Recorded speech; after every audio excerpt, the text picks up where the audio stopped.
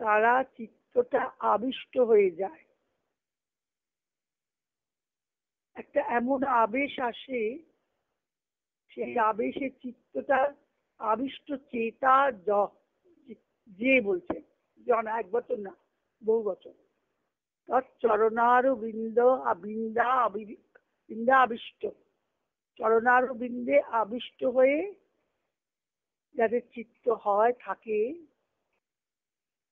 কেন আবিষ্ট হয়?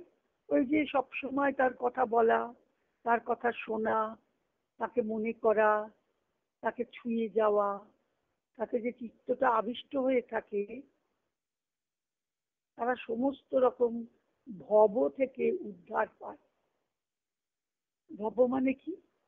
জন্মের সঙ্গে সঙ্গে আমাদের যত রকমের ক্লেশ আসে, সেইগুলো ক্লেশ থেকে উদ্ধার পায়।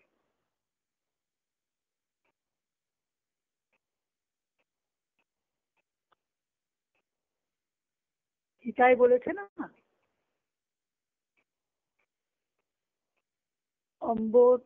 গীতার ধ্যানে বলা আছে লাইনটা, অম্বোত বা মনুসন্দাধামি ভগবত গীতে ভবদ্বেষিনী, ভবদ্বেষিনী, এখানে ভব কথাটা আছে। ভবকে দেশ করেন মা গীতা, গীতা পাঠের ফল কি? ভবকে নাশ করে দেন। আর এখানে বলছেন কি নাশ করেন? কি করলে? চিত্তকে আবিষ্ট করলে। তাই সেরকম তার কথাতে রবীন্দ্রকে দর্শনের জন্য একজনের চিত্ত, মন, প্রাণ এত আকুল হয়েছিল, একটি বালক, 14 বছর বয়স, রবীন্দ্রকে শুধু দর্শনের জন্য মন প্রাণ দিয়ে একেবারে আকুল ভাবে প্রার্থনা করত। তখন তো পন্ডিচেরিতে গেছেন রবীন্দ্র যখন 1910 সাল, তাকে দর্শন করা তো সোজা ছিল না। আর যারা অন্তরঙ্গ যে কজন ছিলেন, মৃদা, বিজয় নাগ, সৌরিন বসু, তারপরে পরে আসেন নগেন্দ্রনাথ নাগ, আরো 2-4 জন আসেন, ওই কজনই মাত্র ছিলেন সঙ্গে, আর কেউ তাকে দেখতে পেত না। আর যাদের সঙ্গ তারা আসতেন, সুব্রমণ্যম ভারতী ওখান থেকে কথা বলতে আসতেন, আলাপচারিতা করতেন, আয়েঙ্গার, রামস্বামী আয়েঙ্গার আসতেন। আর রবীন্দ্র একটা নির্দিষ্ট সময় দেখা করতেন, খুব কম কথা বলতেন, কথা কারোর সঙ্গে প্রায় বলতেনই না। ওই সন্ধ্যা 7টা থেকে 7টা, 7:30 থেকে রাত্রি 8টা, 8:30 অবধি কথাবার্তা চলত। সে ছেলেটি গ্রামের ছেলে, তামিল, ইংরেজি ভালো করে জানে না, শুধু দেখার, কথা কথা বলার নয়, শুধু দেখবে, এইটা ইচ্ছা ছিল। যেটা মানুষ চায় সেটা তো খুব একান্ত ভাবে যে আসতে হয়, সেটা তো হয়। তাহলে আমরা কালকে যে জন্মদিন, মা বলেছেন না, জন্মদিনে আমাদের ভগবানের সঙ্গে নেমে আসেন, আমাদের সঙ্গে সংযোগ স্থাপিত হয়, যারই জন্মদিন হোক। শ্রী অরবিন্দ জন্মদিন, তার নিজের জন্মদিন সম্পর্কে কি বলছেন আমরা একটু শুনি, লেখা থেকে পড়ি। ব্যক্তিগতভাবে আমার জন্যে হয়, আমার সাধনায় অথবা জীবনে আমার জন্য 15ই আগস্ট সাধারণত একটি সন্ধিক্ষণ বা স্মরণীয় দিন। শুধুমাত্র অন্যদের জন্য পরোক্ষভাবে এবছর এটি আমার জন্য অত্যন্ত গুরুত্বপূর্ণ ছিল। সালটা হল 1913 সালের কথা বলছেন। আমি ওই 13 সালেই সেই তামিল ছেলেটি, যিনি পরে যার নাম দিয়েছিলেন অমৃত, শ্রী অরবিন্দ, শ্রী অমৃতদা দেখা করেছিলেন।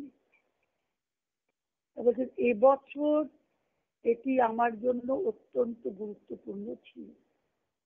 সেটা 1913 সাল। ওই দিন এক দীর্ঘকালীন উপলব্ধি এবং অনেক ঘন্টা ধরে পরব্রহ্মে বসবাসের দ্বারা আমার ব্যক্তিগত সাধনা বলা যেতে পারে চূড়ান্ত অনুমোদন লাভ পেল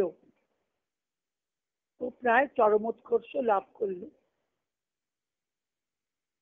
চূড়ান্ত অনুমোদন পেল তার সাধনা, প্রায় চরমোৎকর্ষ লাভ, প্রায় শেষ সিদ্ধি পেয়ে গেল। তারপর থেকে আমার আত্মা বা দৈহিক সত্তা ব্যতীত অহং আমার মধ্যে চিরকালের জন্য মৃত হয়ে গেল। যা পুরানো স্বতন্ত্র অস্তিত্বে বাহ্য স্পর্শ কখনো কখনো এনে দেয়, তার থেকে সম্পূর্ণ মুক্তির জন্য আরো একটু উপলব্ধির অপেক্ষা করছি। তিনি নিজের কথা এটা বলেছেন। 1913 সালে বলছেন এটি আমার কাছে গুরুত্বপূর্ণ ছিল। প্রত্যেকটি জন্মদিনই তার কাছে অত্যন্ত একটা সন্ধিক্ষণ বা স্মরণীয় দিন।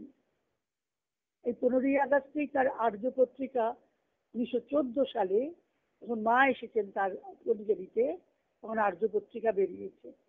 আর্য পত্রিকা না বেরোলে তার যে এত যে দর্শন সারা পৃথিবীতে এটা প্রচারই হতো না।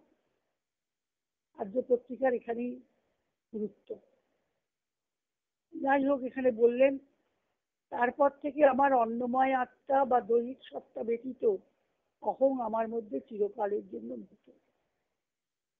শুধু অন্নময় সত্তাতেই অহংটা রয়েছে, আর সেটা দৈহিক সত্তা, ফিজিক্যাল নেচারে, আর সর্বত্র অহং মৃত এবং সাধনা তার পরমোৎকর্ষ লাভ করছে।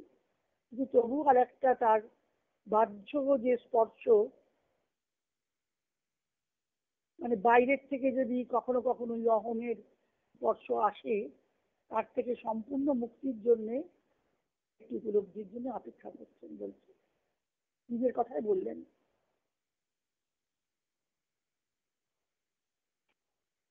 তাহলে এই যে জন্মদিনের গুরুত্ব, 15ই আগস্টের জন্মদিন বলবো না, 15ই আগস্টের যেটা আমাদের 15ই আগস্ট ভারতের স্বাধীনতা দিবস, আশ্চর্য সমাপতন একটা। এটা আর ইচ্ছা করে হয়নি, ভগবানের ইচ্ছায় হয়েছে, কাকতালীয় মোটেই নয়। ভারতবর্ষের স্বাধীনতা দিবস 15ই আগস্ট, শ্রী অরবিন্দের জন্মদিন 15ই আগস্ট। আমরা 1913 সালে যখন বলেছেন পরব্রহ্মে আমি অনেকক্ষণ অনেক ঘন্টা ধরে অবস্থানের জন্য এই বছরটা একটা বিশেষ তাৎপর্য, সেটা আমরা দেখি 1913 সালে জন্মদিন কিভাবে পালিত হয়েছে।